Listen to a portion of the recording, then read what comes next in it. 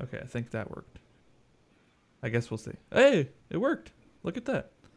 Hello, everyone, and welcome back to the Fantasy Authority Gameday podcast, or the Game Day Show, our version of a live Q&A just for you. Get your lineup set, get your questions answered before the game start. We will be with you today from 11:30 a.m. Eastern Time all the way up until kickoff, 1 p.m. Eastern. You can figure out the math to figure that out for your time zone, but we are happy to be here. We are happy to help. And I think we're a little excited for week 2 of NFL action. What do you guys think?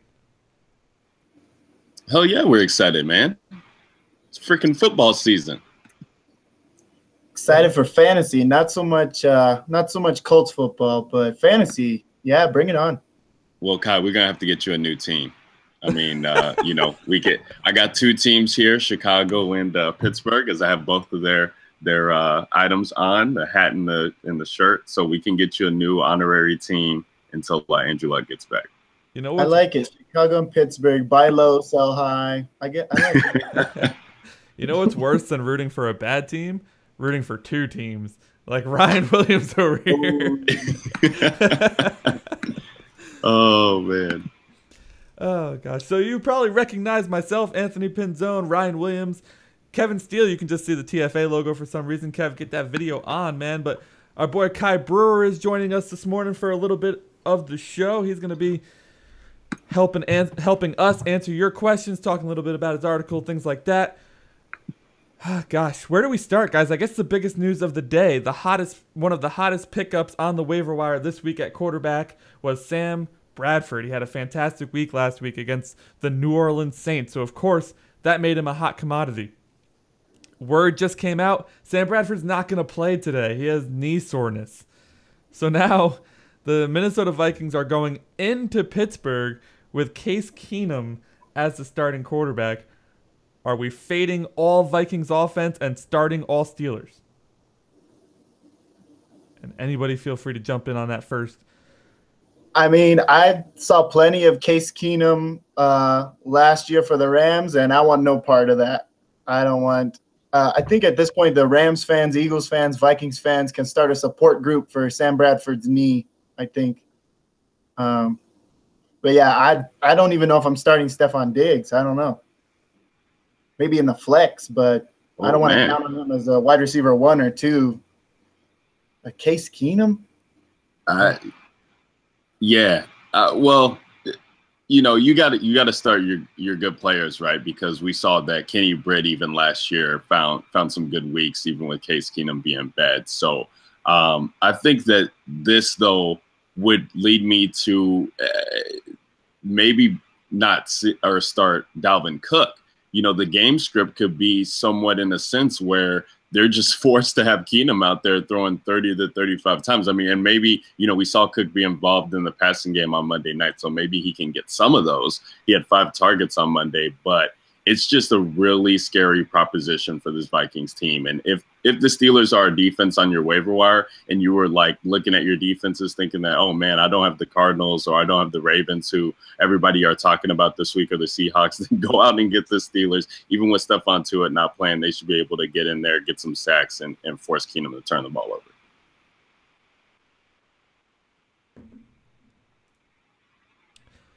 Yeah, you know what? It's really hard to sit Stephon Diggs, right? I don't think there's many people in a position to start him. Maybe since it's the beginning of the season, you have a little more leeway, and you may have somebody who's, a decent fill-in for this week. Maybe somebody on the Patriots who's playing against New Orleans or something like that. But otherwise, I think you have to stick with your guy, stick with your gut, and go with Stephon Diggs and hope Case Keenum just gets the job done. Oh, gosh. What a way to start the morning, talking about Case Keenum.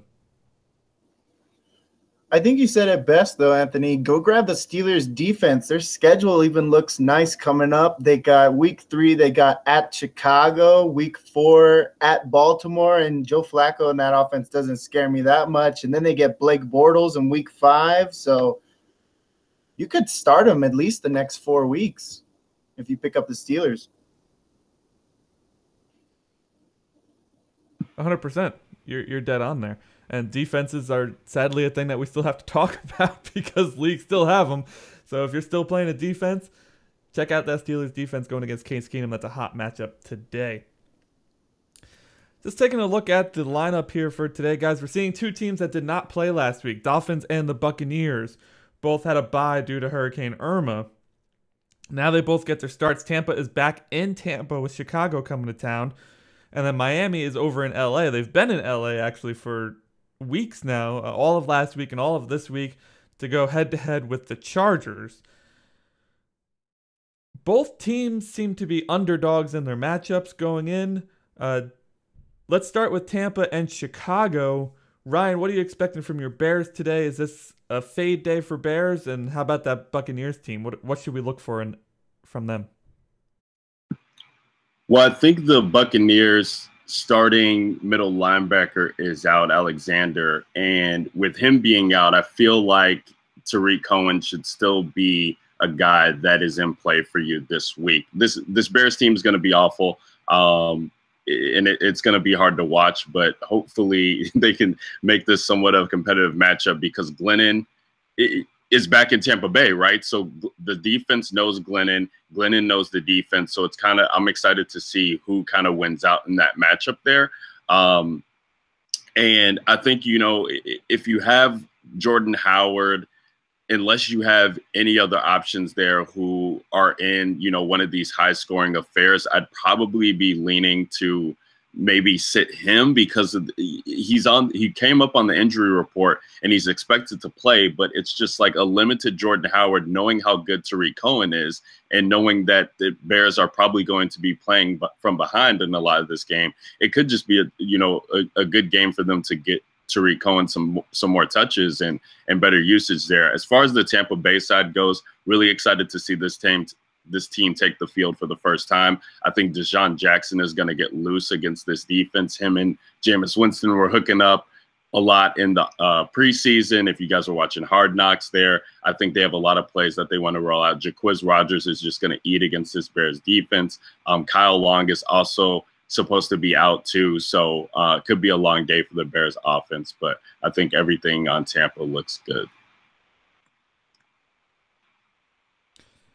Kev, what do you think, buddy? You're quiet over there. I'm sure you're setting lineups, getting DFS ready, all that jazz. You had a few hours this morning, man. What are you doing? I had a lot of Bradford. Scrambling to get I Bradford. I had a lot of Bradford. Only his fault that he even decided to play Bradford because he's recency bias. That's Kev's brand. There's no recency bias there. Sam Bradford's going to finish as a QB1 this year. You book that now. Off of one Can't game finish as against the QB1 if he's not on the field. So it's only 1 week, bud. Hey, same need that he had that ACL tear on. So just keeping you in mind. But go ahead and set those lineups. Anthony, while we were talking, it looks like Prince Amukamara is going to be out for the Bears too. So that was one of the key things that I talked about in my DFS Contrarian article, why I like Deshaun Jackson, because he could potentially miss. So I really think this is a good spot for Deshaun Jackson this week to get loose. This is a smash spot for the Bucs. The Bucs last year smashed the Bears. Jameis Winston had some of his best games against the Bears last season. He faced them twice over the last 2 seasons, finished QB10 and QB8 on both those. The first one was 312 yards, 2 touchdowns. Second one was 295 and 2 touchdowns. There's no reason to be afraid at all of the Bears defense. No Jarrell Freeman. That's big problems for their rush, stopping the run.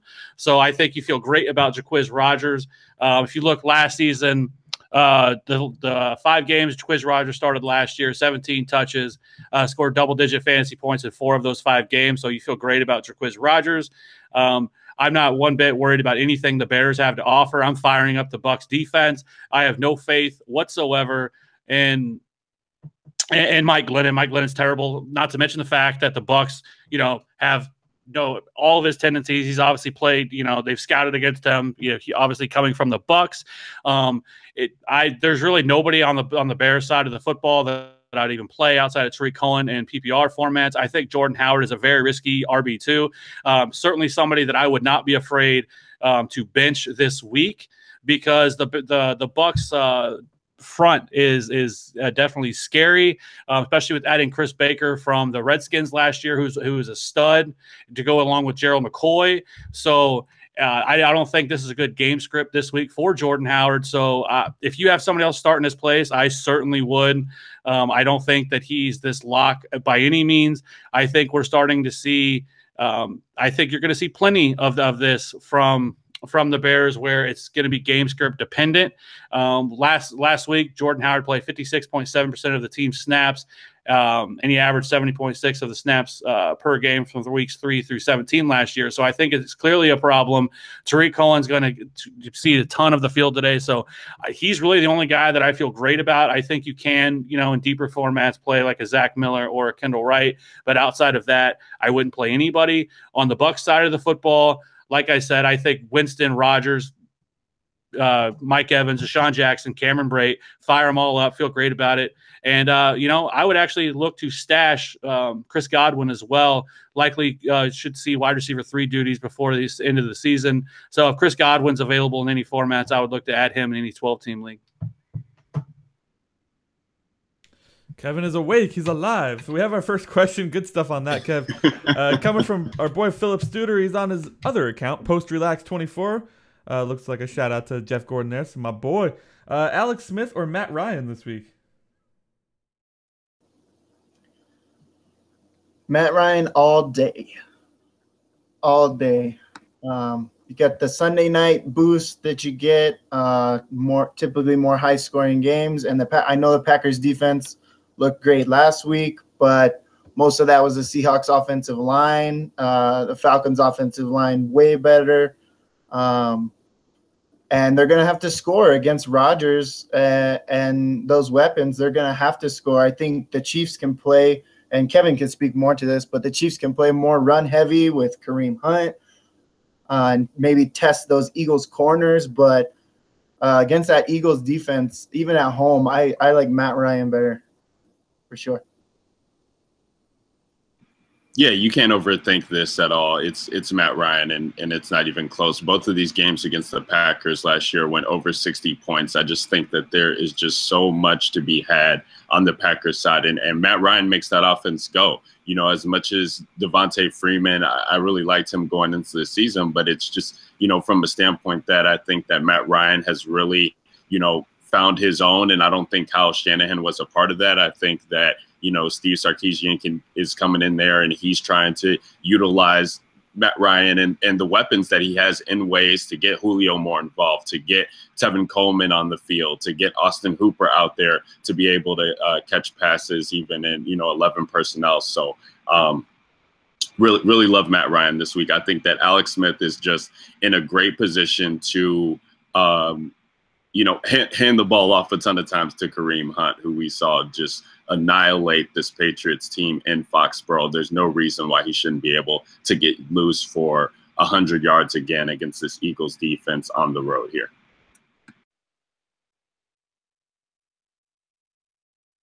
Matt Ryan for me as well. I agree. It's overthinking it with Alex Smith there, man. He had a really good game against the Patriots, and they probably are going to push the ball a lot more this year. But I agree with what Kai and Ryan said. You got to stick with Matt Ryan. He's your boy, and he's going against the Packers. High-scoring game, I think. It's going to be a fun one. Well, I think it's obviously Matt Ryan, but I do not think that this is going to be a game where Kareem Hunt sees a heavy workload in this matchup. If you're going to exploit the Eagles, it's definitely not on the ground. They have one of the best front sevens in the league. There's no way I see them just jamming the rock to Kareem Hunt this week. If Kareem Hunt sees usage, it's going to be through the air. I think this is another week where you see the Chiefs come out and be aggressive with their passing attack. If you're going to beat the Eagles, it's definitely through the air. Their secondary is absolutely anemic. So I do think this is another great week for Alex Smith. Would not be surprised if he finishes a QB1 again. Obviously not the number 1 QB like he did last week, but this is a great spot for Alex Smith. Home opener, coming off that win. I see Ryan shaking his head, but I guess you haven't been paying attention to what's going on in Kansas City. The homerism just has to come through at some point. There's no homerism to it. This dude was blasting Alex Smith coming into the season. Sure was. Pat Mahomes is going to be starting by week 3. They need to trade Alex Smith, all this stuff. He has one good game on against the Patriots on Thursday to open the season. Kev's pants are off, and now it's all Alex Smith all the time. No, it's not. It's called reality, and you're not going to be able to beat the Eagles trying to run the football. Reality. And it sounds like overreaction. So again, once again, they're going to have to throw the football. And why would you not attack the weakness of the Philadelphia Eagles in their secondary? So it makes little sense for them to try to run the football. This feels like a game where Andy Reid fires up the passing attack, and you see Travis Kelce, Tyreek Hill really get off. And like I said, if you're going to, obviously you're starting Kareem Hunt, but Kareem Hunt's usage is going to come through the air, not so much on the ground. You don't attack the Eagles on the ground. All right. The answer, long-windedly, is Matt Ryan. Pretty easily there. Derek Carr or Jameis Winston, fellas. We got Derek Carr and the Oakland Raiders going against the New York Jets in Oakland. And then we got Jameis Winston we talked about before going against the Bears in Tampa. So both quarterbacks are home. Which one are you going with this week?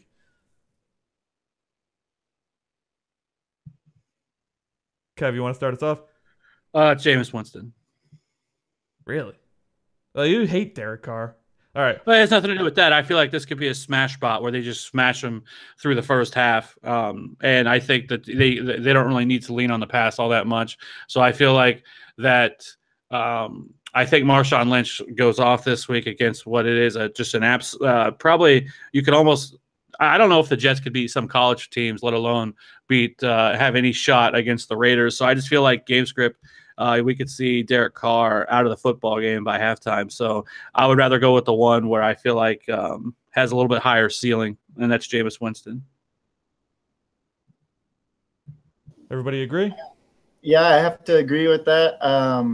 The Jets don't look like a real football team. They barely look better than the Colts. I think they salt the game away with Marshawn Lynch. And, like Kev said, they can even pull Carr, in the third quarter. If the game's way out of hand. And the Bears defense surprisingly strong in the front seven. If you're going to beat the Bears, Winston, might have to throw more than people realize. I know I don't expect the Bears to win, but I expect them to put up a fight and it to be a close game. And you want your quarterback to play the whole game, And I think the best way for the Raiders is to use that strong offensive line, run the ball with Marshawn Lynch, and salt the game away. Okay, I guess I'll say Derek Carr then. 2 touchdown favorites for Oakland here against the Jets. Their pass defense is just as bad. I get it with Sheldon Richardson not there. It looks like the way you really can attack this team is on the ground. But how many times have we talked about this, Anthony? Like, how many touches are they really going to give Marshawn Lynch this year? And especially in a blowout game, even if he gets, 15 carries in the first half, if they're up by 2 touchdowns, I think this is a perfect spot for them to bring in DeAndre Washington and just let him, ride it out through the second half. They have to keep this guy healthy. He hasn't been, he had his first game of action last year. I get it. Everybody wants to talk about Marshawn Lynch. He's back in Oakland, home narrative. It's his first home game. But they need this guy in order to be successful come, the playoffs, if that's where they're going to be headed, which I think. So I think Derek Carr is fine in this matchup. I think he can easily, put up enough fantasy points in the first half, even if this is a blowout. Yeah, this is a tough one. I don't know if I could decide between the two of them. I don't think that the Raiders are gonna just automatically abandon the pass and go to the run. I can almost bet that Derek Carr. Oh, my apologies. Rookie move there. Rookie move with the alarm.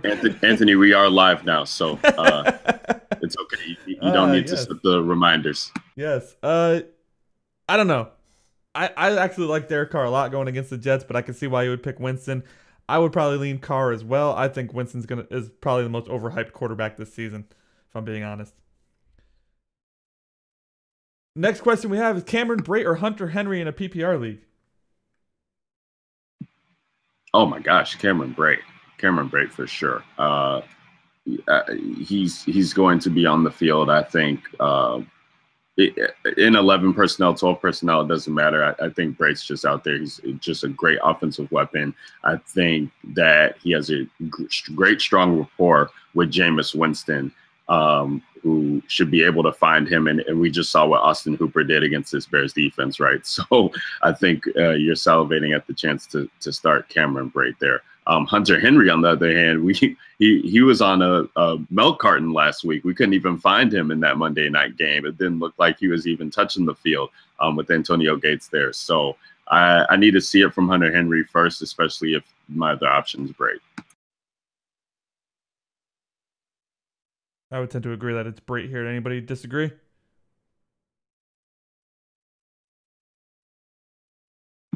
Doesn't look like it. I guess not. I guess not. I didn't have time to. This one went so quick. I didn't have time to queue up the next question in the interface here. But Philip says, which running back should I start between Jonathan Stewart, Jay Ajayi, Tariq Cohen, and Kerwin Williams? That's a real question. Ajayi for sure. Ajayi for sure. You drafted him probably as your RB1. The Chargers matchup doesn't scare me. C.J. Anderson, the Broncos ran just fine against them last week. So, yeah, you roll with Ajayi for sure.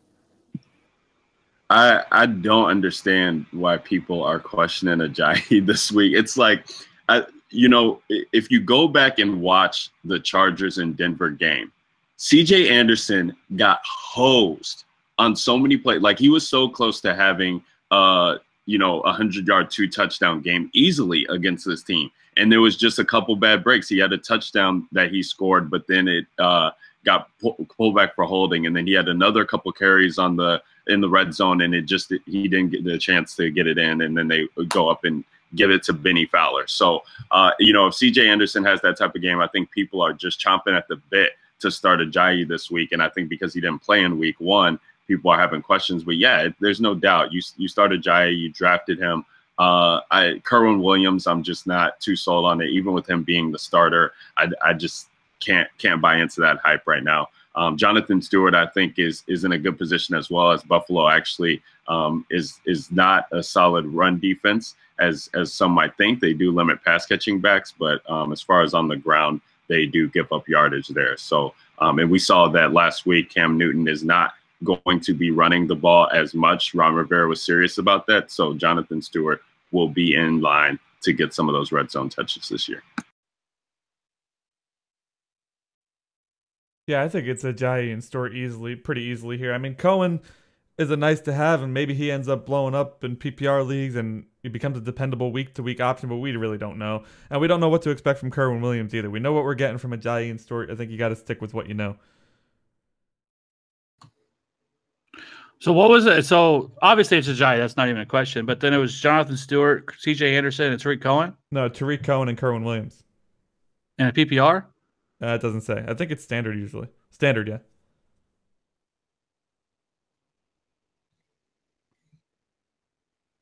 Not a question, Kev. Stop thinking about it. I thought, why were we? I thought you said C.J. Anderson. I thought that was an option. I don't know why I thought that. I apologize. I was talking about C.J. Anderson because of what he did last week against the Chargers. If you would get your damn lineup set the night before, like I tell you, this would not happen. All right? You had too much Sam Bradford. Oh, no. Just chalk it up as a loss, because if you started building with Sam Bradford, those teams are already off to a bad start. So maybe I'll send you some teams that I got built, and then you can start from there, and we'll be good. Oh, I got the smash plays. I got all my lineups set. I'm just going through and making some changes. Okay. Next question. We got questions to be answered. We got questions to be answered. We have a lot more questions, and we only have an hour left. That seems like a lot, but these guys are bringing the questions hot and heavy. So the next one is Paul Perkins or James White? James White. It's not even close. Yeah, I can't even defend Paul Perkins at this point. It's James White. Paul Perkins is borderline not even rosterable at this point. Their offensive line is so bad for the Giants. I want nothing to do with Paul Perkins at all. Nowhere near my starting lineup. Yeah, the Giants tackle situation's worse than the Colts, and they just put their starting right tackle on IR. So.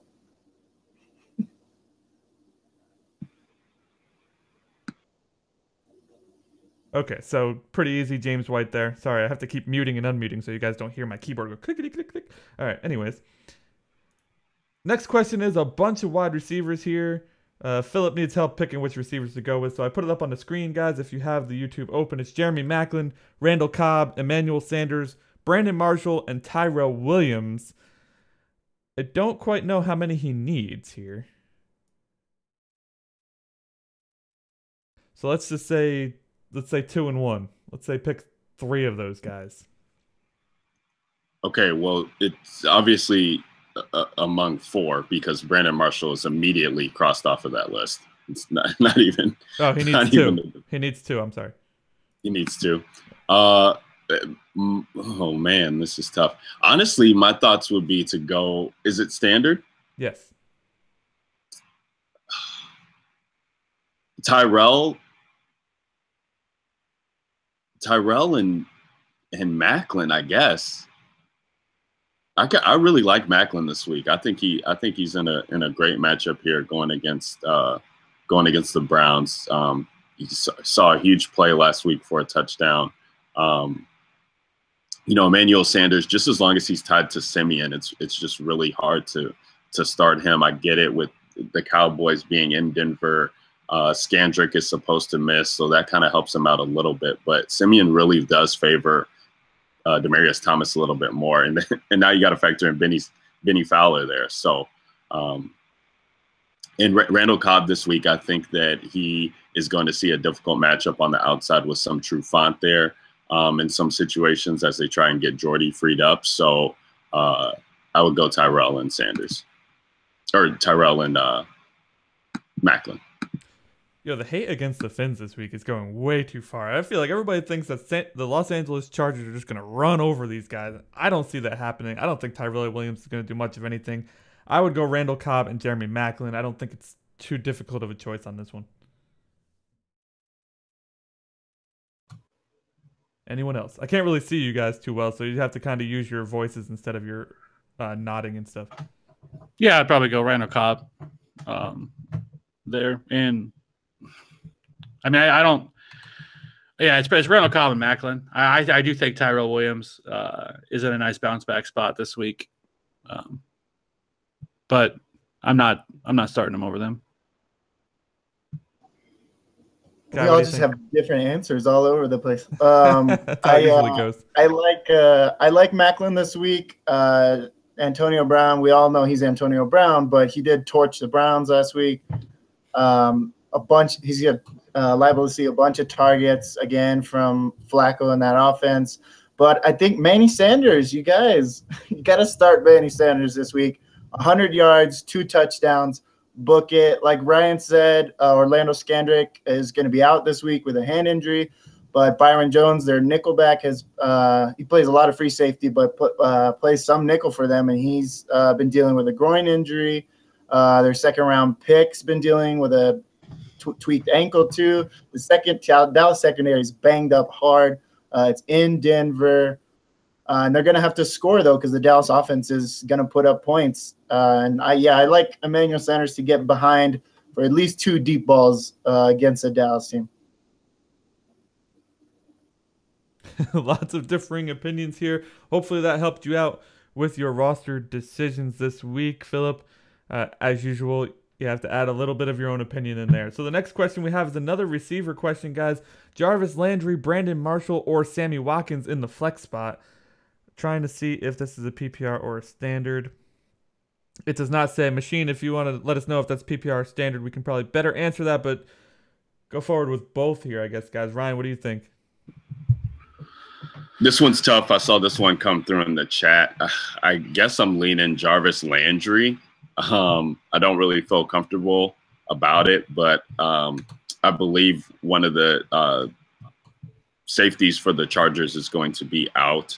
So that always helps the passing situation over there. Like I said, I'm not playing Marshall at all this week.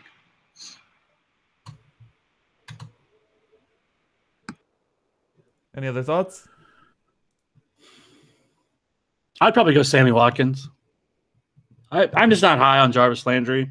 I think it's clear that Devontae Parker is the favorite for Jay Cutler. I think that they're going to continue to try to run the football. I just don't love it for Jarvis Landry. I need to see, what his usage is going to be, his market share. I don't love any of these, but I think Sammy Watkins has the highest upside of all of them, so he's probably the guy I would go with.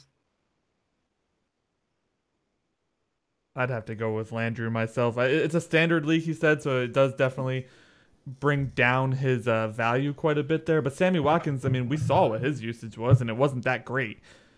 Maybe it improves. It could improve. I'm not saying that things don't change, but I got to see what Jarvis Landry has. I got to think he can get something going against his Chargers team. I don't buy into the narrative that Jay Cutler's not going to give him the ball because all he does is push the ball downfield. I think Parker's going to eat for sure, but I think Landry will be just fine.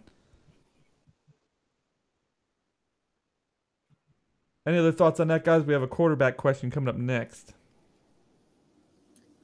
I just think, you guys summed it up pretty well. I think if you look at your lineup and, all you need is 6 or 7 points, maybe you're favored this week or something, roll Landry in there.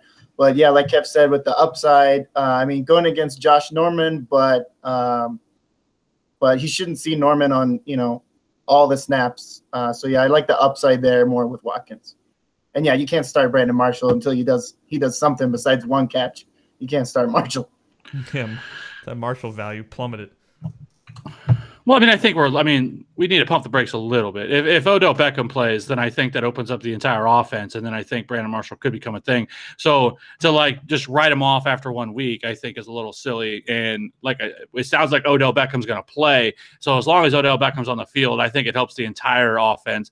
Obviously, we saw just how bad they were without him, but I think Odell Beckham just raises the stock of the entire offense while he's on the field. I agree. You can't write him off after 1 week, but it's a Monday night matchup, so it's kind of hard to be like, you're okay with Marshall. He's not going to be that bad. And then if Odell doesn't play, you have yourself a situation on your hands there. Yeah, you're not dropping him, but you can bench him this week, like you said, with the Monday night, not knowing if Beckham's going to play yet. Matchup against the Lions is kind of good, though. It is a decent matchup. Quarterback question incoming. Kirk Cousins or Russell Wilson? Let me see who these guys are playing for you. Kirk Cousins is in Los Angeles to play the Rams. Russell Wilson is at home against the 49ers. It's Russell Wilson. And it's not even a thought. I don't even have to decide. It's Russell Wilson.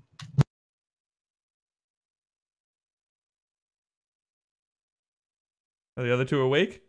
You guys alive?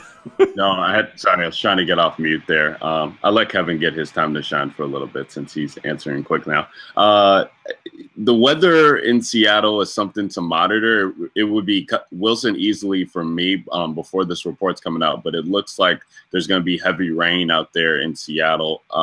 That always makes it hard from a passing standpoint, but they don't have a running game. So I guess I would still lean Wilson with the caveat there. Cousins, I still think is a fine spot, even going against this Rams defense, who I think people think are good because of what they did to the Colts, but it was the Colts. Even with Aaron Donald being back, I still think Cousins is a fine spot. They have no run game.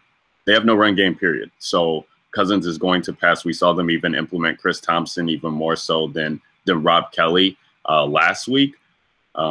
So he could still be throwing the ball for 35, 40 times, which is always good from fantasy. Yeah, I got to agree with Ryan there. I think they're both QB1s this week, so you're really just splitting hairs. But, even especially with the weather, I think Seattle can copy and paste sort of what the Panthers did last week and go more run heavy this week. Thomas Rawls is coming back. That'll help the run game out. And people are, freaking out about Cousins. Yes, he had 4 turnovers, but that's just Kirk Cousins. He has games like that. The Eagles defense is tough. And, Aaron Donald is back, but the secondary for the Rams still doesn't look great. I think a slight edge, like maybe 2-point, 3-point edge to Cousins. I could care less about the weather. I don't know why we're talking about the weather. People always like to bring that up with things, and there's really nothing ever to worry about. No, I'm not worried about the weather one bit. Yeah, and I know the Rams played the Colts which maybe made their defense look a lot better. But that defense is still really good. And Aaron Donald is back this week. And Kirk Cousins is away, flying across the entire country, by the way, in case you didn't know. So I got to go with Russell Wilson at home against the 49ers defense that really just isn't that good. Next question on the docket, fellas. We have a flex spot in a PPR league between Cooper Kupp, Theo Riddick, and Tyler Lockett.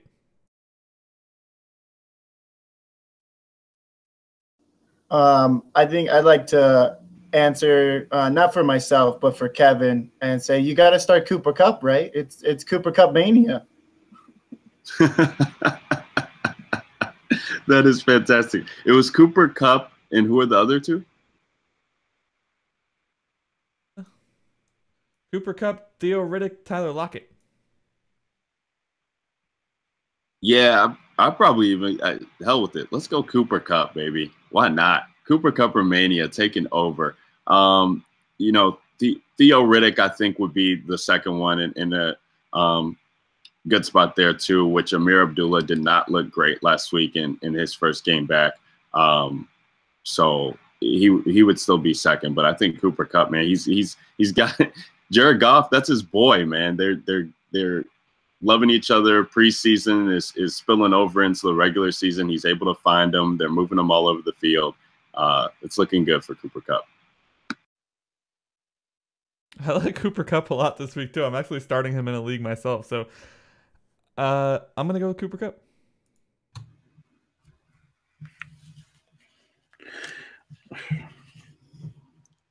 Fucking Cooper Kupp. Cooper Kupp mania, Kev. Cooper Get on Kupp, board. baby. What? I wish we had that drop, Anthony. Come on, ride the train. Yeah, I could get that up real quick. Bandwagon time.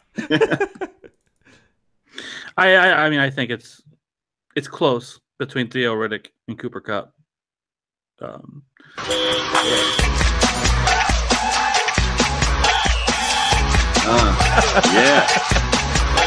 Come on, Kev.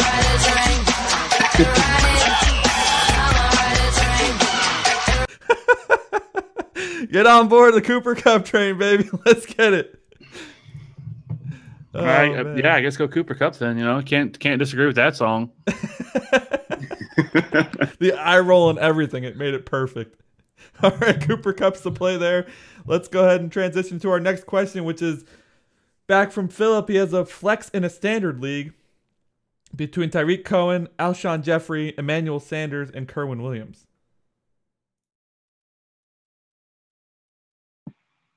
Alshon Jeffrey, Kerwin Williams. Who was the other one? Tyreek Cohen and Emmanuel Sanders. You got to get the YouTube channel open, buddy. I got it on screen. I got it open. It's just a little delay. You're on a delay. Right? You're on a 30-second delay. My bad. I forgot. Flex and standard. I guess Sanders. Kai brings up a good point there. Or, I brought it up with Scandrick being out, but Kai confirmed that for me. And Sanders, for standard purposes, I think you can go well. Also, Anthony, Tarik Cohen is Tarik, not Y. Dude, I know it was something freaking weird, but I couldn't remember what it was, so I was like, I'm gonna wing it. I love it. It's Alshon Jeffrey. I don't know why we're questioning this. Like this. Would you stop? Oh my gosh. It's Alshon Jeffrey. The Alshon love is strong. It's strong. Who did you say, Ryan? Especially in a standard format. I said Sanders. Especially standard. It's the complete opposite for me. If you said PPR, maybe I would be on board. Did you guys not see how bad Kansas City secondary is? Did you not see that? But by the way, Marcus Peters does not shadow at all. So he's going to stay on the side of the field. So it's not like you're worried about Marcus Peters locking down Alshon Jeffrey. Yeah, Josh Norman didn't shadow him last week, and he was still terrible. He's always watched him to shadow. He was on Jeffrey last week. So let's not overreact to 1 week of football and just all of a sudden bury somebody. It's Alshon Jeffrey. I'll bury Alshon Jeffrey any week. For me, it's definitely Sanders. I talked about how much I love Sanders this week, but I would put Jeffrey as like the 2 there. Like if you didn't have Sanders, I'd roll with Jeffrey. But yeah, Sanders this week.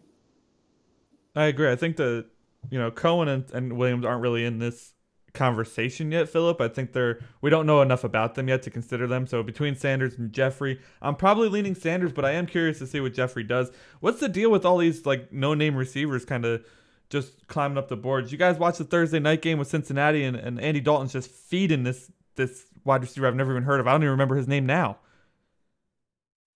It seems to happen. I think, in last week, Carson Wentz was feeding Zach Ertz, who isn't a no-name, but it's certainly not a receiver, especially when you got new weapons, and he's feeding Nelson Aguilar. We're like, where's the Torrey Smith and Alshon Jeffrey love? There was none.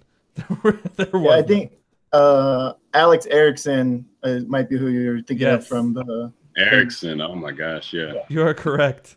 I think you have to believe in the hype of Nelson Aguilar. It looks like he's taking over the Jordan Matthews role in the offense, and if they're going to continue to feed him with targets, I think you have to like that. So, between him but like I said, I mean, you're not sitting Alshon Jeffrey. That's blasphemous.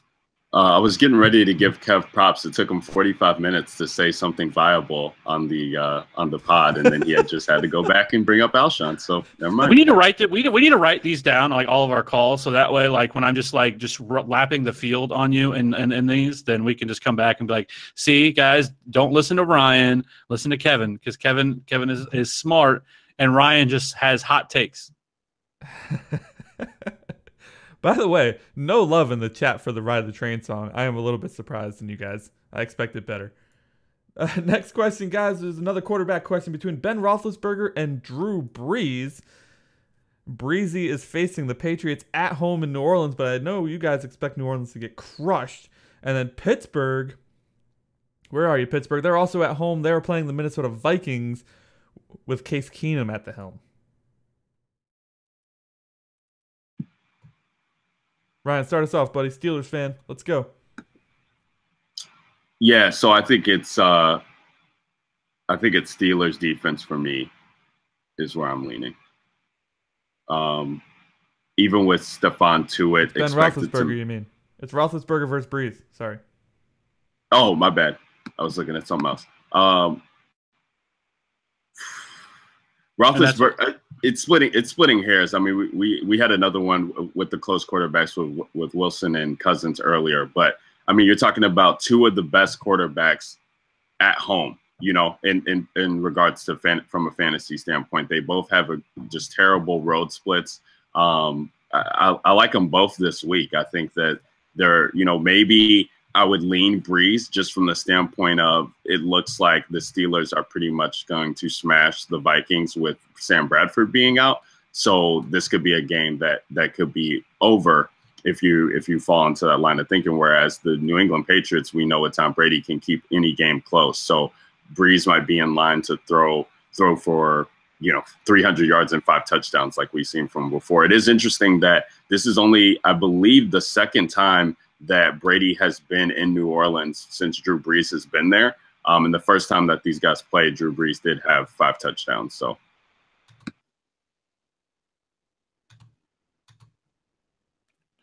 yeah, it's Drew Brees, especially now with the news of Bradford being out. I think you just see the Steelers go more into just leaning on Lev Bell, and it's going to be. I mean, I do think there is a chance here that the Patriots could smash the Saints, but that's still that doesn't scare me enough away to. I mean, you're still playing Drew Brees. I have him ranked as my 3rd quarterback this week, so I've actually moved Big Ben down a little bit with the news just because I feel like that game script wise, I don't think Big Ben's going to need to throw the ball as much. So I would go Drew Brees. I agree. I don't think we saw enough at a Cup to expect him to keep up with the Steelers, so I agree with your assessment there. They're probably going to go into run-first mode at a certain point, so I'm going to go with Drew Brees, and if the Patriots do kill them, he'll be playing catch-up anyway, so at least you'll get the yardage there. Maybe a touchdown or 2.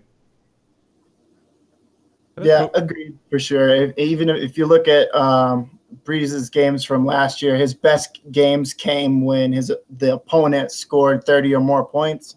And yeah, I expect the Patriots to do that. Game script wise, you gotta like Brees. But I wouldn't be surprised if they're both QB1s. But yeah, Brees. I wouldn't be surprised either. Good call. We have a defensive question, guys. Ravens or Raiders defense? Ravens. I can't remember who tweeted the stat, but the Ravens defense against rookie quarterbacks allows 3 touchdowns and 16 interceptions. So Kaiser could be good night. Even with the Raiders defense, being in this game with a high spread in their favor, the Raiders defense has been talked about all year coming into the season that they're just not good, right? They just don't have the personnel that might be able to get them to the Super Bowl this year. And so even with the Jets being bad, I don't know if you're going to get enough out of the Raiders defense to kind of, push you over the edge there. I think that the Ravens are definitely in a smash spot there. Yeah, it's got to be the Ravens, right? I don't think it's that close. I think I want to see a little more out of the Raiders defense before I depend on them for a start. I know they're playing the Jets, but the Jets could score, maybe. Yeah, what do you guys think? Maybe. The Ravens are playing the Browns. It's not like they have that much better of an opponent here.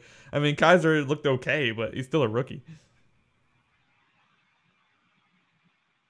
Yeah, it's gonna be ugly. Sorry, Browns fans. I think we're good on the defensive front here. So we do have another flex question coming in. This one from I Go by HP. He says, Carlos Hyde, Chris Hogan, or Jamison Crowder in the flex?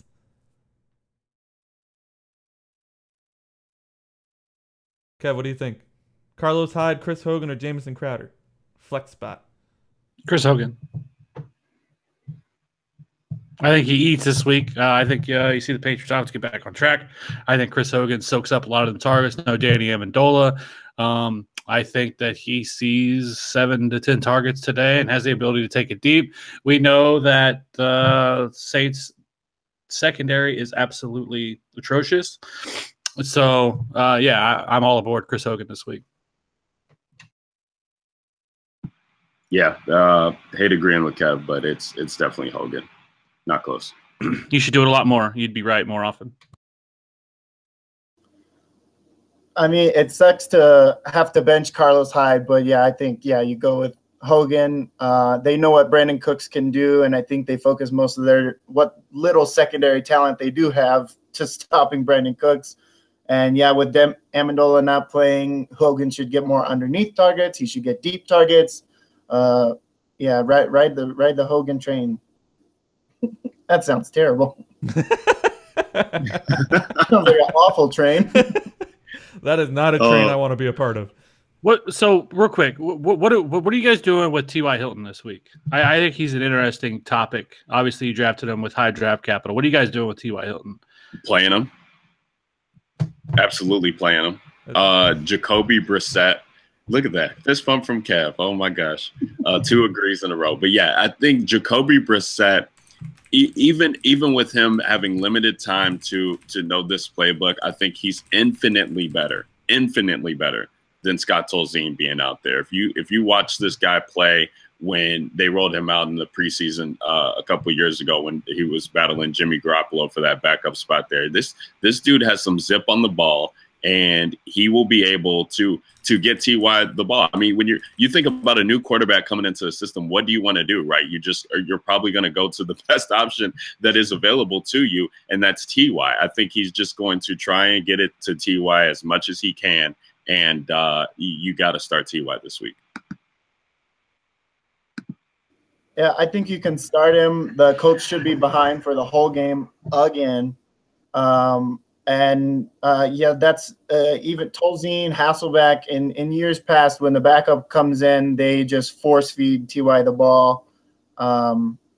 Keep an eye on Moncrief, though. I wouldn't start him this week, but the one positive thing Brissett did was throw a 50-yard bomb to Moncrief last week. So keep an eye on that. But you can start Hilton. I don't know. Is Patrick Peterson going to be shadowing him the whole time? Because if he is, I don't want nothing to do with it. Well, I think they'll put Hilton in the slot. Now, I mean, you don't see Patrick Peterson travel to the slot, so I love T.Y. Hilton this week. I think he's a nice little bounce back. Everyone's afraid of him, especially in DFS. I got him all over the place. How can you love a guy with Jacoby Brissett throwing it to him? That's like a ridiculous statement to me.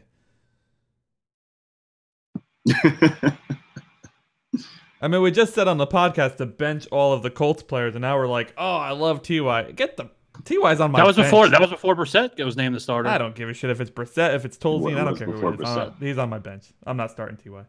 I don't have any T.Y. to start. But okay, but Anthony, I get what you're saying, but when you're talking about where you had to get T.Y. in drafts, what does that matter now? That doesn't matter now. Well, now, you're I'm just saying, like, but for somebody who drafted T.Y., why did they draft him? They drafted him even knowing that the luck news was coming out that he probably wasn't going to be on the field to start the season.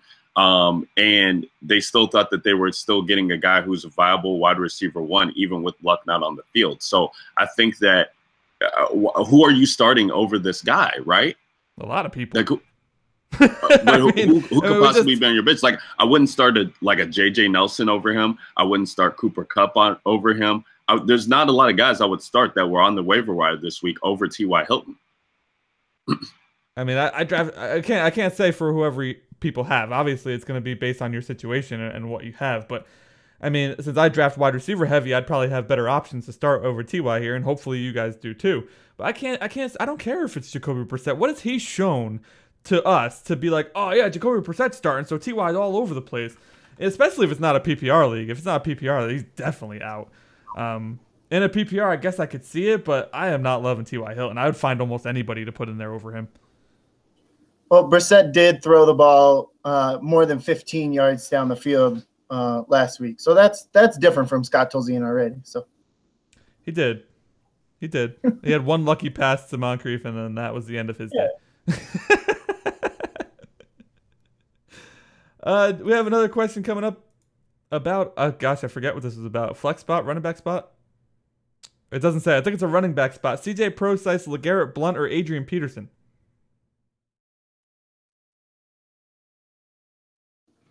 It's so gross, but LeGarrette Blount. LeGarrette Blount for me by default. It's a standard league, by the way. Not that it matters, I don't think. Yeah, that's gross, but I guess you can go with Blount just based on what Gillislee was able to do with short yardage goal line work last week. But yeah, those are all pretty gross. I would go Adrian Peterson. You would go Adrian Peterson? You, Kevin Steele, would go Adrian Peterson? Yeah, that's just how much I hate LeGarrette Blount. I think you see the Saints try to get the ball a little bit more in the hands of Adrian Peterson this week at home. I think they'll have much more opportunities for goal line work, and so I just think Adrian Peterson is in a better spot this week than LeGarrette Blount.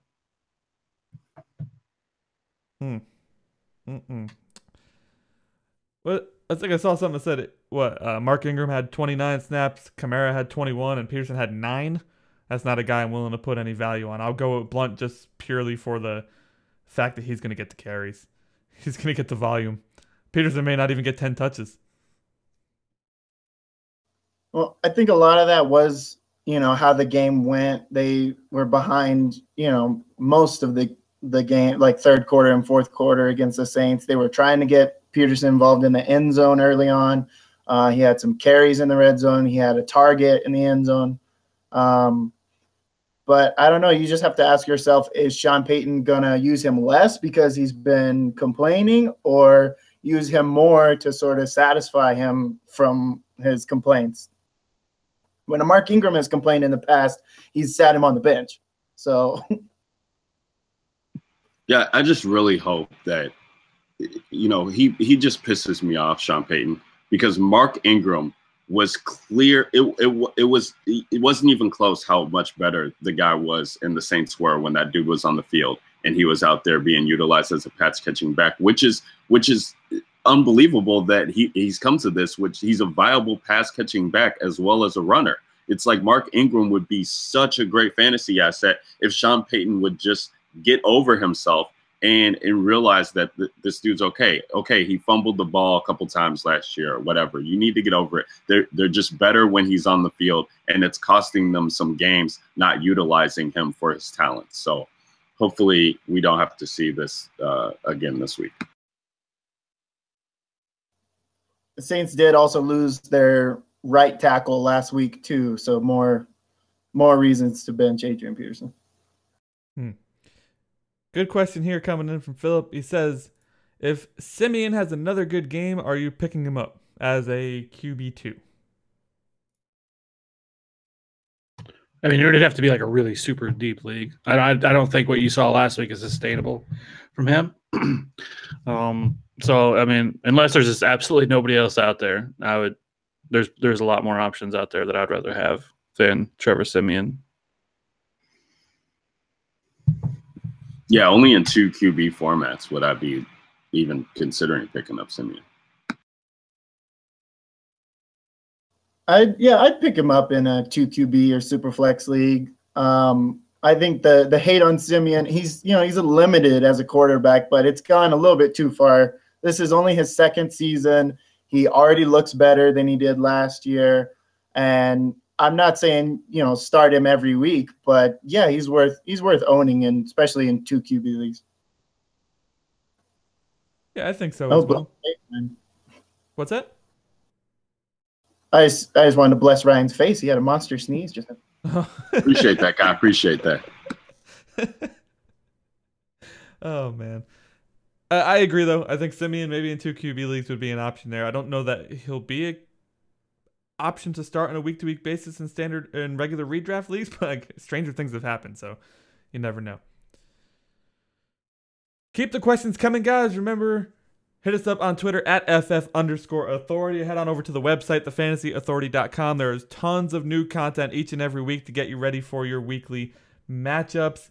On Twitter, we give you live advice. Just either at @FF_authority directly or use hashtag AskTFA, and a bunch of us will jump on it that way if you use the hashtag, and we'll give you what we think is the best option for you and your team, whether it's a trade, lineup advice, does this guy suck, should I drop him sort of thing. Whatever you need, we'll help you out with that. A Machine 35 says, Cameron Breit or Delaney Walker in a standard league?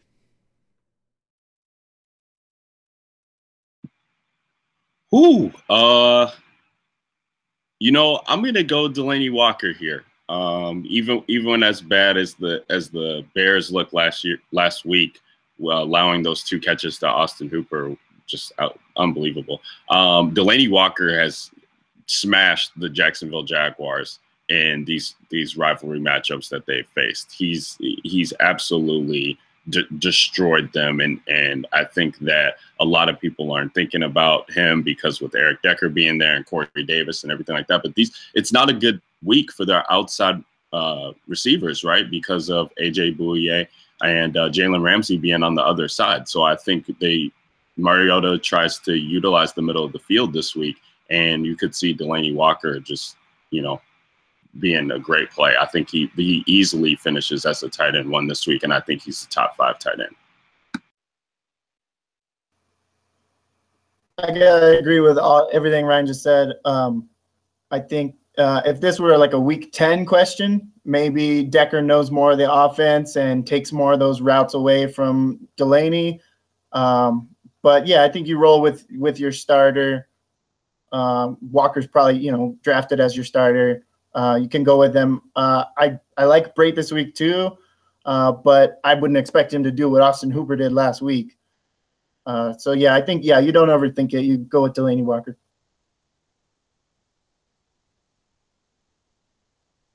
It's an interesting question because I have a bunch more questions about that game in particular with the Titans and the Jaguars, and I really like Delaney Walker this week as well, for the record. What are we expecting from these 2 teams here? These are 2 teams that Jaguars came out hot on defense, had a bang-up game last week. Titans, lose a close one to Derek Carr and the Raiders, so they're looking to bounce back.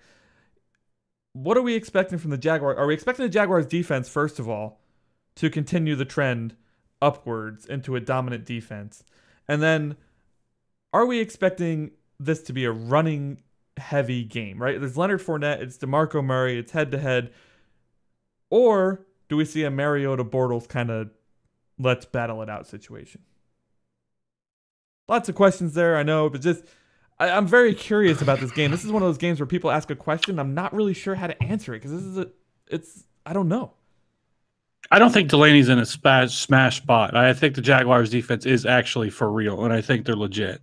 So I don't think this is that matchup where you're just like, loving it. You see the Jaguars.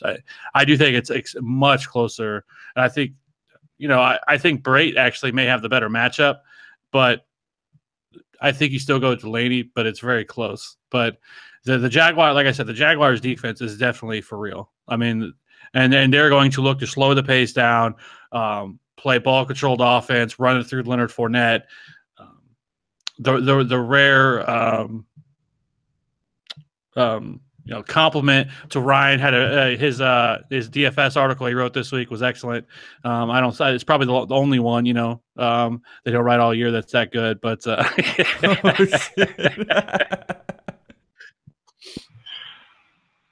I despise you.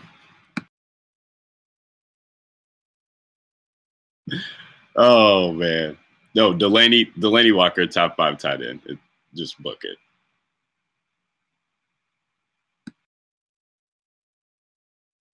Yeah, I think this is definitely a weird game to get a handle on. Is the Jaguars defense that good? Is the Titans offense have trouble based on what they did against the Raiders, who we don't think is that strong a defense outside of Khalil Mack?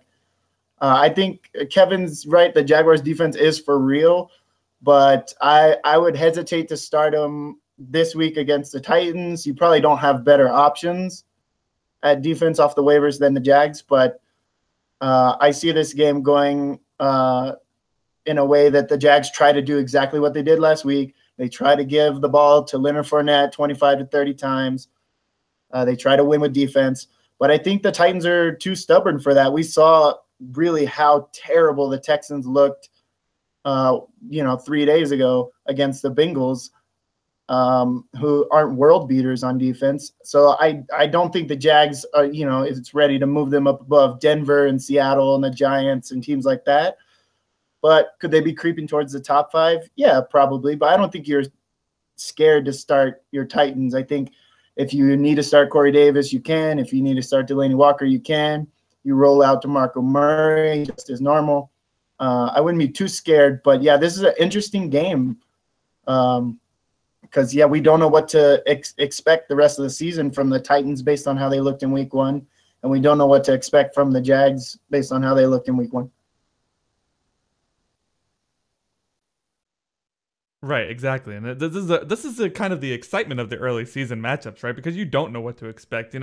We are giving our best educated guesses as what's going to happen in these games. But so often we see here early in the season matchups where you're just sitting there scratching your head. Like, who'd have thunk the Cincinnati offense was going to start off so poorly as they did. Now, 2 good defenses that they faced, true. But, I mean, they've done nothing. I mean, we were all over, like, the Joe Mixon train and maybe the running game would be really good. They're going to have to lean on the running game. The running game has done nothing. A.J. Green and Andy Dalton have done nothing. So, the beginning of the season, toughest to predict. What are some other matchups you guys like? I know, Kev and Ryan, you guys have been doing a lot of DFS research. Kai, you've been doing a lot of research for your article as well. Which one of these matchups stood out the most to you? And Kai, I think you said you have to go soon, so I'll let you go first on this one. Yeah, I do have to go pretty soon, but I think a game I'm very interested to watch is going to be the Kansas City Eagles game. I know Kev has plenty of thoughts about that game, but yeah, I think these are 2 teams that are looking to contend this year. I think these are 2 offenses that are, on the rise. They definitely both look better than they did last year with all those new additions for the Eagles and maybe Alex Smith opening up the offense a little bit more. Obviously, Kareem Hunt was amazing last week, but you don't expect him to be the RB1 every week like that. So that's a really interesting game to me to see how that kind of plays out. The Eagles defense looked really good on the road last week. And I know that was a problem for them last year, is that they played much better at home. And then the other game is the Redskins-Rams game. How much of what the Rams did last week was based on the Colts being atrocious everywhere, and how much was based on Sean McVay and this new offense. And then the Redskins, Kirk Cousins, like I said before, always has these games where he just implodes on himself and fumbles and picks his way to terribleness. But was the Eagles defense that good? So lots of interconnecting thoughts here. But, yeah, those are two games I'm looking to keep my eye on. Thanks, guys, though. Good luck to everybody and their lineups, DFS, redraft, dynasty, all that goodness. You guys have an awesome time. And maybe the Colts can lose only by like 30 points this time instead of like 40 that they lost last time. So I don't know. We'll see. Just like marginal improvements until luck gets back, and then they finish, 6-10. That's the goal now. 6-10. That's the goal this year. 6-10. Nice top 10 pick. Nice top 10 pick. I watched the games last week with a Colts fan, and I felt his pain. I've went through a 1-15 season as a Dolphins fan, so, and I know you guys have too. Not so far away as well. So I definitely feel the pain there, and hopefully you guys pull out a surprise win today against the Cardinals. I didn't think they looked that impressive last week, and they're without David Johnson, so I guess we'll have to wait and see. True, we'll see. But for all my Cardinals that I have on all my teams, I'd rather them look good this week against them. All right, you guys have a good one. All right. Later, Thanks guys. for joining us, guys. Thank you so much. If you guys make sure you guys head on over to thefantasyauthority.com and check out Kai Brewer's latest articles. Dude has been doing some work for us as of late. Really good job there by Kai. Thank you so much to him for joining us today. He mentioned two games. Sorry, go ahead, Kev. No, I was going to say we had a Twitter question, but keep going. Well, he mentioned two games here. He mentioned the Chiefs and the Eagles, and he mentioned the Redskins and the Rams. Do we have any other input on those games, what to expect? Maybe some guys who you shouldn't really play?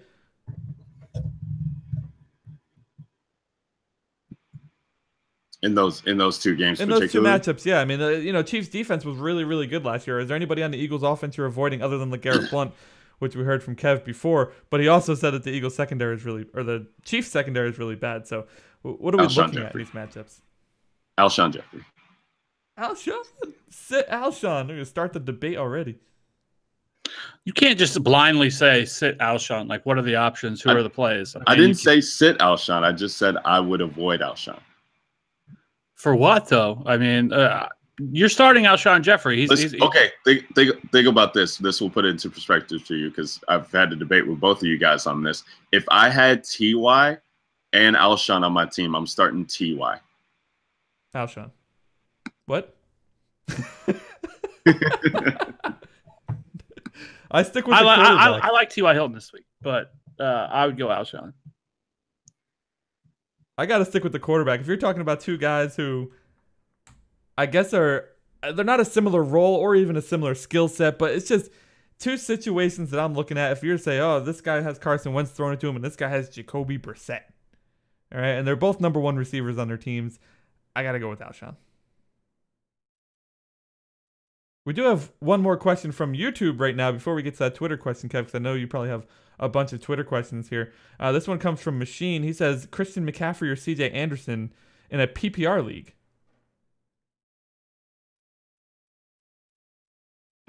Yeah, I like CJ Anderson, even though it is PPR.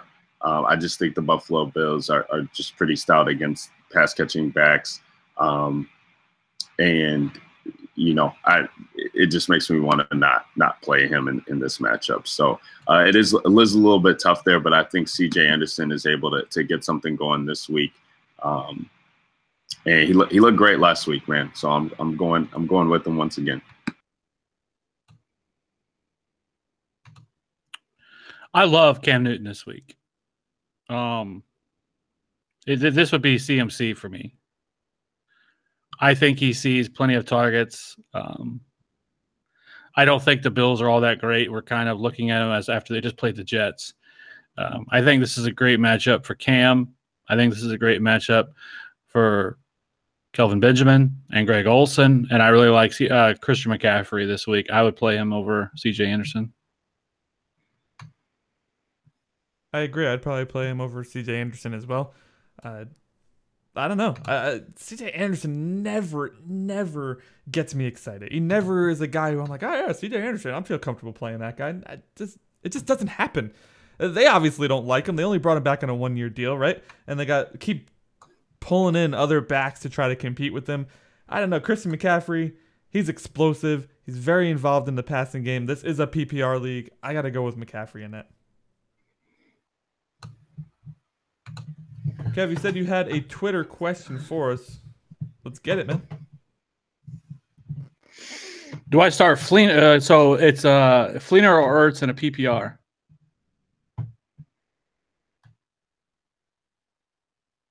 It's Ertz for me. I mean, he was fed last week, and I mean, he was fed. Carson Wentz obviously really likes Ertz. Fleener had a good game, no doubt. And he looked, like I mentioned on the podcast, he looked like the best player on the Saints for that game. But Fleener is also very streaky, and I don't know. There's something to be said for the Carson Wentz, Zach Ertz connection there. And I really think that dude pulls in, I don't know, 5-6 more catches, maybe more. Yeah, it is a great matchup for Ertz now with Eric Berry being out. I do like that. Anthony and I were really high on Zach Ertz coming into the season. I think he's just going to be in line to just be a tight end one throughout the whole season. And it's just so hard to buy into Fleener. You know, it's not talked about enough how much Drew Brees really spreads the ball around. And especially in the tough matchup against the Patriots, where they're going to be just deploying multiple looks at him from a defensive standpoint, you could just be, you know, it's so hard to predict. You don't know if it's going to be Michael Thomas or if it's going to be Ted Ginn or if it's going to be Mark Ingram out of the backfield or Alvin Kamara now. And then you got Fleener there. Like, I think last week they had no choice but to funnel the ball to Fleener because the outside was being shut down. And this is a week here where we just saw the Kansas City Chiefs be able to pick it apart. So sometimes if Breeze is able to, you know, have the same success, then I don't know where Fleener fits into that. Right. What do you think, Kev? I think it's Ertz. I think it's close, but I think Ertz is probably the play, especially in a PPR. Were you guys surprised with how involved he was last week? No, I don't think you should be all that surprised about it. Especially after the trades they made and everything else. I think you have to really look at Zach Ertz and think that that's probably his normal market share. I think you view him now, over the rest of the season, no doubt as a tight end one, but I mean, could even finish as a top 5 tight end, especially as volatile as the tight end position is. What did you say, Anthony? You cut out on my end. Oh, were you surprised by how targeted Ertz was, how productive he was in week 1? Oh, I mean, as much as he was, yeah, but he loves playing against the Washington Redskins, so looks like Carson Wentz is just able to feed him in that matchup. Yeah, I'll say I was a little surprised. I expected Ertz, like you said, Ryan, we've talked him up on the podcast. I expected him to be good this year, but I didn't think they were going to come out of the gate just feeding him the ball like that. And maybe it's a case of, he's the only receiver that Wentz is comfortable with. If you notice, Wentz threw to 2 guys that were on the team last year as well the most, in Aguilar and Ertz. So I think as he gets more comfortable with Smith and more comfortable with Jeffrey, they'll become more involved. But it was very clear that his comfort level with those 2 was much higher.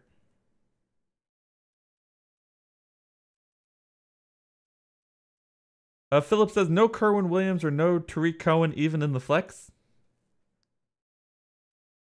Well, I don't know. We answered your flex question before. If you're comparing it to... In the flex, yeah. Kerwin, I just can't get on board with Kerwin, man. Well, not compared to the other guys he had. Because I think he had Alshon and Emmanuel, and that's what triggered the first debate there. I don't think if you have those guys, you can consider Williams or Cohen. No.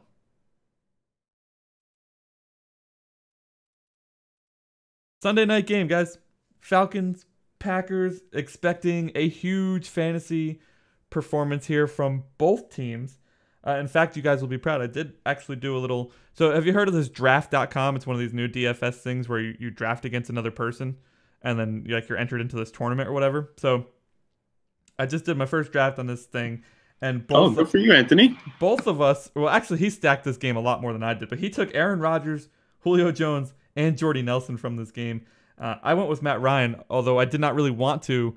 I did not realize how fast the drafts happen on this app, and it picked for me. So I was like, okay, I guess I'm going with Matt Ryan here. But is there like a chance that this could end up being a dud, or is this, this is guaranteed, hey, this is going to be our first huge fantasy matchup of the year?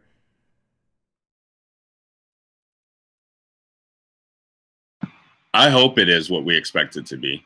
Just from somebody who likes good football or exciting football, I guess. I think this is, the matchup that we all expect. I think you got two great quarterbacks facing off against each other. I don't see how this game doesn't go over the 54.5 or 55 points, whatever the heck it's projected to. Now I know it opened up at 53.5, but it's just going to be so fun to watch. And anytime you get Aaron Rodgers, being able to play in a dome and just have his way against these teams, I think we're in for a treat for sure.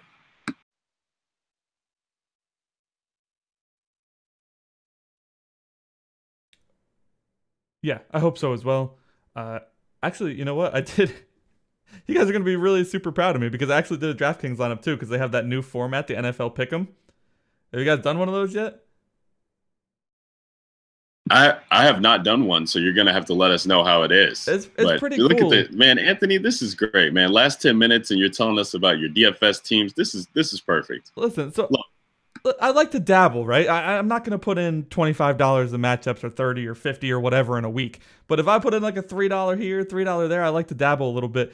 But it was pretty cool. So they give you a tier. You pick one person from that tier, and then it gives you another one. And it does it 8 times. So they give you 8 different tiers to pick a player out of. It's actually pretty neat because the tiers are not just one position either. They're kind of mixed. So you can end up with multiple quarterbacks and multiple other positions as well. You don't even have to have a tight end if you don't want to. I thought it was a pretty neat format. Actually, looking at my lineup now, I have Stephon Diggs and Dalvin Cook. So I may want to go and reconsider. I think you definitely want to readjust that. I think Kev's on the floor over there. He's like, why are we talking about DFS? I think he died. Are you alive, Kev? Well, Kev loves DFS. I know. I was gonna say when you said like 25 or 50, I'm like, that's it. That's like a primetime slate. That's too much for me. Too much for me. So look at this tier. So this tier with Diggs also has Randall Cobb in it, but then the other guys aren't really that great. DeMarco, I guess, against Jacksonville. Do you guys want to break out some lightning round stuff? We haven't done it in a while. I would love to. What do you think, Kev or Ryan? What's your name again? Yeah, no, yeah, don't mix that up. That's all bad news. But let's do it. Lightning round, love it. All right, let's do it then. Des Bryant, Emmanuel Sanders, or Randall Cobb? Cobb. Emmanuel Sanders. Ooh.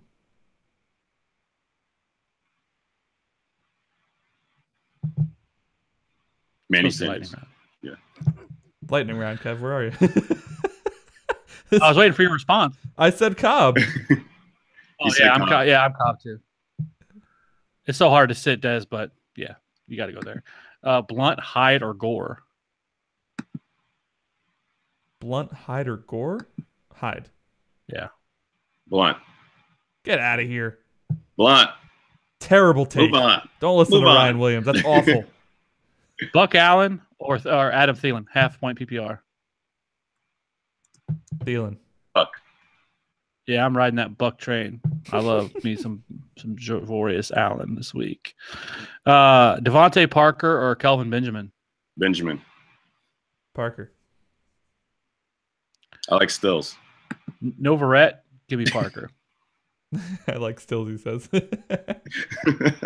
Ingram or Hogan? Oh, that's Hogan. Hogan. Which it should be because Mark Ingram. It's just Ingram. Shut up, PPR. Ryan, you're the worst. I'm going to mute you. Cutler or Wentz?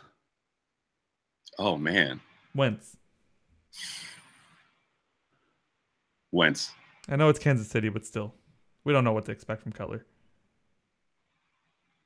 I'll go Wentz, too. Michael Crabtree or Terrell Pryor? Oh, love Crabtree, but I'm going to go Pryor. Pryor.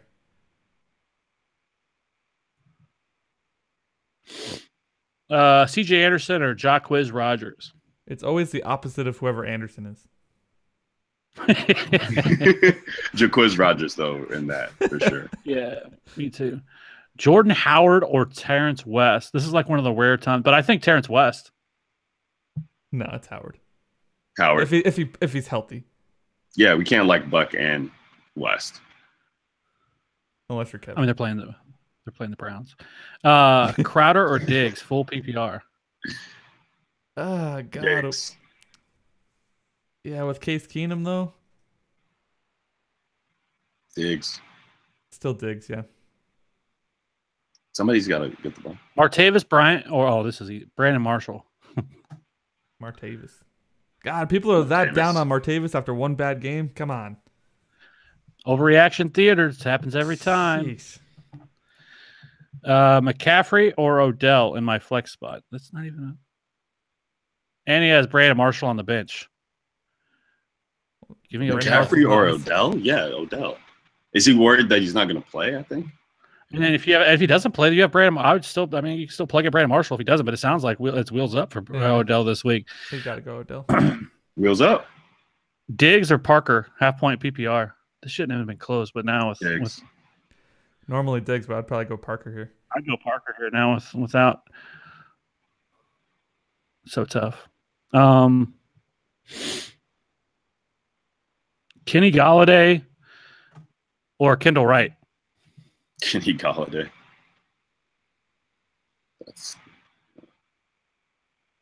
I don't know. Going against the Giants? Kendall Wright, I think. Yeah, Golladay against the Giants. Giants have a really good secondary, man.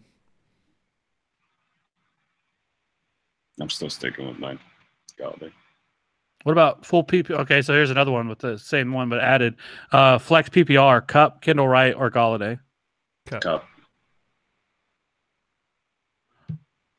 It's Cup time, baby. You're on that train. You want me to play it again for you? No. Oh, my goodness. Come on, Red Train. Mike Tolbert, Tubagoo, or Kenny Golladay? Tubagoo. Golladay. Tolbert. Oh, Tolbert. my goodness. Stop. Tolbert. It's Golladay. That's Golladay. awful. He said Tolbert. I don't know. Could be a revenge game, right? He's going against the Panthers. Tolbert. He's Narrative Street. Narrative Street. Rawls or Powell? Who? Rawls or Blau Powell? Standard Rawls. Rawls or Powell? If it's Rawls is playing? Rawls is projected to be the starter, I believe. All right. Well, if he's good, if he's back, let's go with Rawls. For now, until Chris Carson takes over in a few weeks. I got Carson stats everywhere, baby. Yes, sir. Yes, sir. Chris Carson's time is coming. It's coming. Okay. It's not going to take long. Start two. Ingram, Gillislee, or Rodgers? Ingram, Rodgers. Ingram, Gillislee, or Rodgers? Get out of here with Gillislee. Yo, Gillislee for sure. You're not starting Gillislee against the Saints? Come Get on, out of Ryan. here with Gillislee. Come on, Ryan. Get out of here. Get out of here. I think it's Rodgers and Gillislee. Sick of Gillislee already. Jimmy Graham, Macklin, or James White, PPR? Jimmy Graham, Macklin, or James White? That's really tough. That dude has quite a predicament on his hands. White. I'd go Macklin. And it's locked. Macklin against the Browns. No Joe Hayden. They got Bobby Calhoun, right? That's their number one corner. And James White, though. What about, okay, so we got time for that. Golden Tate or Randall Cobb? Cobb. Corn on the cob, baby. He's going to eat. Tate. Nah. Tate not consistent. Well, got That time another up? week. Oh, you see, And my don't computer's forget- always behind in time. God damn, I always forget about that thing. And don't I was forget, saying, Locke. Tuesday, another Transaction Tuesday, boys. So real quick before I even get there, what do you guys think about Tonto Freeman now after that really solid performance against the Bengals? Which I had him on my Miller teams. Foreman. What's his name? Foreman, right? Yeah, Tonto Foreman. Yeah. Not crazy about him still. It's the Bengals. The Bengals have a good defense though. They got one defensive player. They got that Payco guy. What about Geno Atkins? What are you talking about? That's what I meant. Atkins. I'm sorry. That's what I meant. Geno Atkins. I don't know. I think I'm going to be starting my my waiver wire rankings article here today. So I'm going to have Tonto Foreman Listen, relatively high up there. I'm just salty because I actually dropped him in SFB last week and somebody scooped him right up. So if he freaking becomes a thing now, that'll be just my luck right there. Actually, I got to check that lineup. That's too late. Too late. I hope that lineup's good. I hope it's good. I hope all your lineups are good because it's too late to change them now. Oh, man. Thank you guys so much for joining us here on the Fantasy Authority Game Day Show. Like Kev mentioned, we have a new show every Tuesday, TFA Transaction Tuesday, where we give you our top 10 waiver pickups for the week. It's a short show, 15 minutes. You get it on iTunes, get it on Podbean, whatever your podcasting software of choice is. I use Podcast Addict, but that's just me. That's my favorite. So make sure you hit that up. It is branded under the Fantasy Authority Podcast. So if you're already subscribed to the Fantasy Authority Podcast, you will get the episode to your phone already. And of course, we have our regular podcast each and every Thursday, 2 shows a week, because you guys just can't get enough. Thanks so much, guys. We will see you next week. Have an awesome day, and best of luck to your teams.